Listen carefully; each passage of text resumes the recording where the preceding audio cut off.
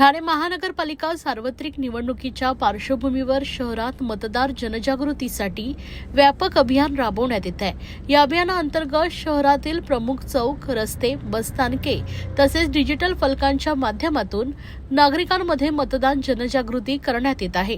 ठाणे महानगरपालिकेची सार्वत्रिक निवडणूक 15 जानेवारी 2026 रोजी होत असून यामध्ये ठाणेकर मतदारांनी मोठ्या संख्येने सहभागी होऊन आपला मतदानाचा हक्क बजावावा या दृष्टीने महापालिका आयुक्त तथा निवडणूक अधिकारी सौरभ राव यांच्या मार्गदर्शनाखाली विविध माध्यमांचा वापर करून जनजागृती करण्यात येत आहे।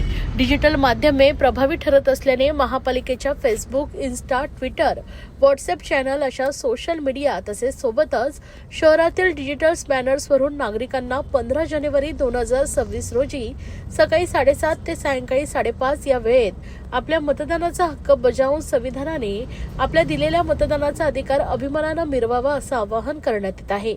तसेच ठाणे महानगरपालिकेच्या परिवहन सेवेच्या बस थांब्यांवर विकेंद्रित शासन म्हणजे लोकाभिमुख प्रशासन, जागरूक नागरिक मी ठाण्याचा हक्क बजावीन मतदानाचा, निरोगी स्वास्थ्यासाठी शरीराला व्यायामाची गरज असते, प्रगल्भ लोकशाहीसाठी मतदानाची गरज असते, माझे ठाणे माझी लोकशाही टिकवीन, मी बोटाला शाई लावून आपल्याला योग्य उमेदवार निवडायचे आपल्या शहराच्या विकासासाठी, तुमचे मत तुमची ताकद, लोकशाही बळकट करूया, सुशासन आणूया अशी आकर्षक घोषवाक्ये नागरिकांचं लक्ष वेधून घेत असत या माध्यमातून नागरिकांना मतदान करण्याचं आवाहन बॅनर शहरातील विविध भागात असलेल्या बस थांब्यांवर लावण्यात आले।